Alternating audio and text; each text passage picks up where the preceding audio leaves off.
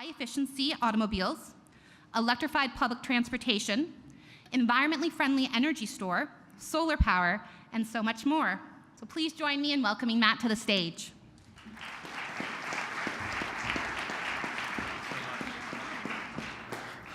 Good evening, everyone. Thank you so much for having us all here today and for everyone joining. This is an opportunity that I've wanted since having the opportunity to move back to Canada about a year ago. I actually grew up just down the highway in London, Ontario. I grew up very, very proud of this area for companies, as we said, like BlackBerry, all the telecommunications business that's grown in this area. But another area that I'm very, very proud to call my roots in Ontario is around the auto sector. Growing up out of London, I have lots of family that has worked in the auto business. And I think it goes without saying, it doesn't matter what tech conference you go to, whether it's CES, whether it's South by Southwest, whether it's any of the global leadership groups around clean technology, around the tech industry, it's all about the convergence of auto and tech. I think that we have a very special opportunity here in southwestern Ontario, and in Ontario in general, between the Toronto and the Waterloo corridor, to help the world see that and help the world understand that this is something that we're very proud of, that we have a long-standing heritage. So I'm going to talk a little bit about BYD, then I'm going to get to a few different points on ways that we believe the tech sector has a great opportunity to grow in with our business and with a number of the other emerging businesses, especially around the transportation sector.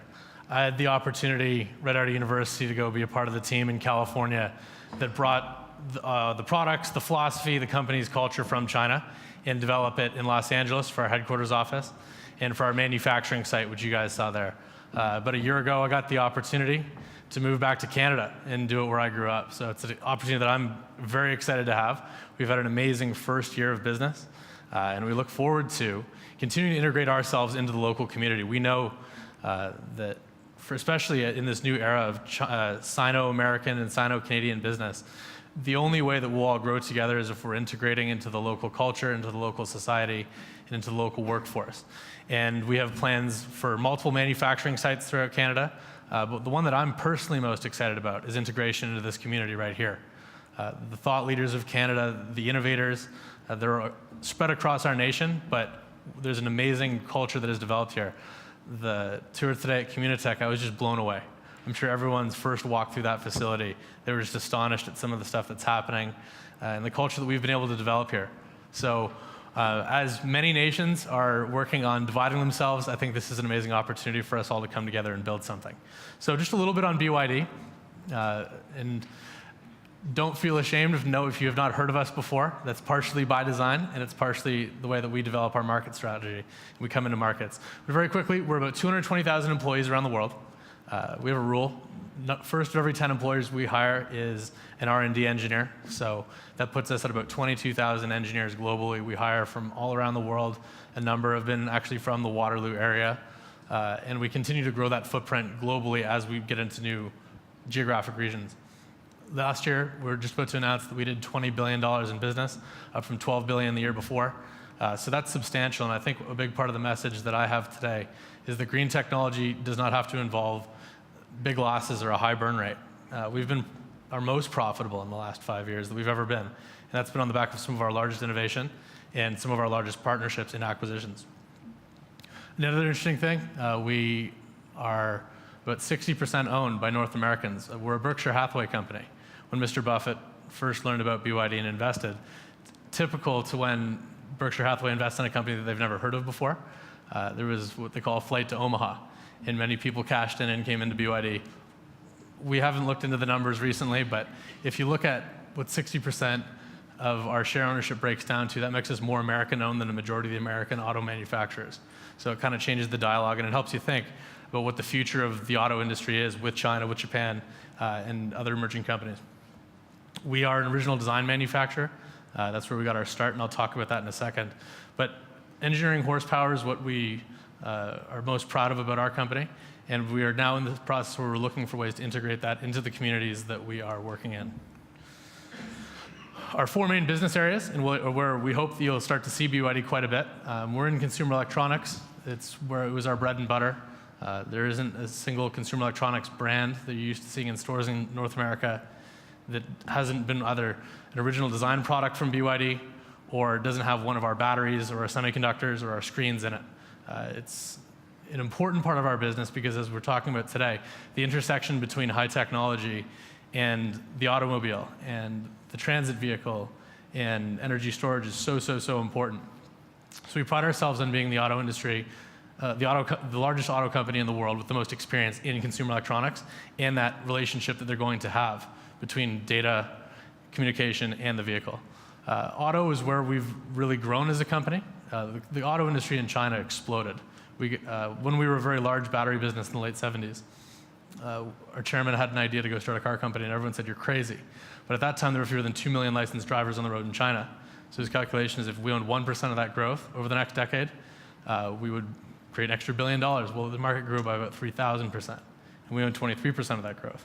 So it didn't take long for people to start saying, electric vehicles has to be something that you're working on. So that's when we really came to this next vision, which will cover those other two.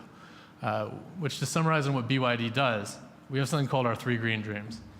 We believe that there's not a place on this planet where solar penetration is either not strong enough, with adequate grid scale energy storage, we can't power all of our transportation. I believe it's the analytic that our good friend Elon Musk uses, that if you just covered a third of Utah in solar panels, you could power all of America for 3 days. That's a substantial amount of power from a very small area. Canada, we have another very unique opportunity. It's one that we've been very invested in our first year in doing business here in Canada, is we actually have an incredible renewables mix. We have hydropower, so much hydropower, in fact, that we sometimes sell it at a loss. We have a lot of wind power. A lot of the wind power we also sell at a loss. And so that's really the intersection and where we're most focused is in the energy storage business, which you can see in the middle. So I'll get to that and how I think that really affects the tech community and the opportunities associated with it. But then in transportation as well. As you saw, we build buses, trucks, and automobiles. Last year we sold just over 160,000 automobiles, all electric. That makes us by far the world's largest manufacturer of electric cars. We just manufactured our 20,000th electric bus. So that puts that technology very far out and very developed. We're collecting lots of incredible data on that now. And at the equivalent of about 1 ton of CO2 per diesel bus that's produced in Canada, the number's actually a lot closer to about 1.5 tons per transit vehicle per week. It's the quickest way that any city, any business can eliminate emissions from the environment. It's a turnkey solution. If you want to remove 50 tons of CO2 per week from your city, put 50 electric buses on the road. And now that we've brought down our costs for our batteries and our inverters, and many other companies, as there's opportunities growing here in this region to get involved in that business, become suppliers, as we're going to talk about in a second, has the opportunity to harpoon some of that growth because we think it's going to be a revolutionary one. So, what are some of the areas that we believe are good ones for the tech community to get involved in, aside from the obvious? You'll hear lots talking about the Internet of Things and how that's going to get involved in communication and making things more efficient. But we take it right from the ground. And I think the tech industry does a lot more than just software, as it's typically credited with. Some of the coolest things that have come out of the tech sector right now are in the makerspace. They're in the space of new polyurethane compounds. They're in the space of recycling. They're in the space of developing new technologies to take what's in the earth without harming it and put it into our vehicles. So along with responsible mining equipment, shameless plug, that's one of our mining vehicles. We make a whole line from 60 to 220 tons. But right from what's being brought from the ground in more responsible ways that we can do that, one thing that I call upon this community to partner with us on, and we'd love to have an opportunity to work in the maker groups and in the life sciences groups to help us find better ways to make the nuts and the bolts. It doesn't have to be fancy. It doesn't have to be out of this world to change it. What you're looking at right there is you're looking at a 92% hemp compound nut and bolt. Those right there are up to 40% stronger than the leading either carbide steel alternative or aluminum or treated aluminum alternative. The future in the sciences and in the makerspace isn't a compromise, just like we say it's not a compromise in the vehicle space. It's not as far as the quality of the technology that we're putting into these products. It won't be long before electric vehicles and improvements in internal combustion engine vehicles dry up the gas taxes. And that's a lot of what funds our roads. So one thing that we're already advocating for is that it should be companies like BYD and Tesla and the other growth companies that should be responsible for helping cover some of that. So what we say is find ways of creating new taxes and new regulation around harmful manufacturing. And the way that we're going to get around that, force us to get around that, as our good friend Donald Trump likes to say, is we want to find better ways to do everything from the glues that we put our products together with to the steel that we use and the different bio compounds. As far as grid technology, energy storage, without a doubt, has been one of the hottest topics, one of the most popular, kind of, I guess you could say, high technology areas of the last decade. As it's gotten closer and closer to our utilities, it's gotten closer and closer to the way that we work and the way that we live. As I said, we've never had an energy problem, we've always had an efficiency and distribution problem. That's the reason why our bills are the way they are in certain provinces around this country. This gets very, very important, as you can see there on the left, with the vehicle space. This is all stuff that, as great as BYD or Tesla or General Motors or Nissan are at developing vehicles, working with partners, developing batteries, developing semiconductors, et cetera, they are going to play an even more important role with the grid in how we integrate the vehicles in with something in California right now that's called the duck curve, which is basically a summary of the issue where traditionally the peak power that we experience on the grid used to come in the middle of the day. Now it comes at 6 p.m. at night when the power has been, when we all get home, we turn on the air conditioning, we turn on our TVs, we plug in our electric cars. And it's only becoming exacerbated by the fact that more solar is on the grid, more renewables are on the grid, and at 6 p.m. sometimes the sun doesn't shine. So storage is a solution to this. So we're starting to see stuff like that happen. We have mining camps in northern Canada right now that we're working with, where they're currently they're helicoptering diesel fuel into these camps. And they're using that diesel fuel to power diesel generators that sometimes don't work, leave communities out of power, and they're spending close to $1.75 per kilowatt hour for electricity. This is abominable, considering all the electricity we have on the grid. This needs to be stored. So we're finding ways to work on that, and I implore any company, we met with a few today already in the region that are working on battery management systems, software systems, and different solutions to help deliver that power to the grid in a more efficient way. Third is probably the hottest topic of them all in our space, which is around autonomous, connected, and as we say, the most important, communicative vehicles.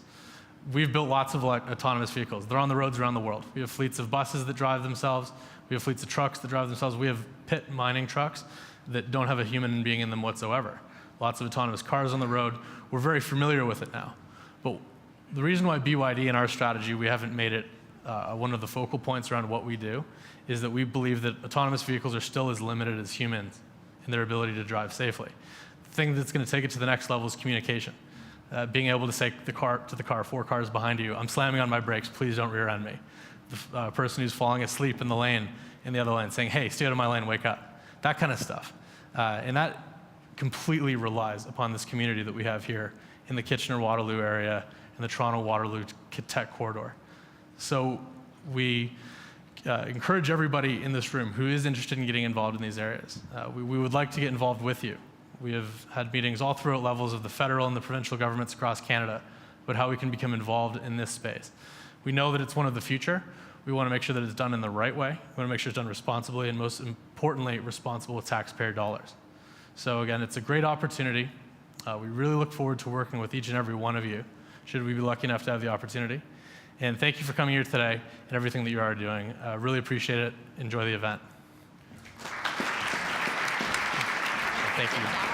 Thank you.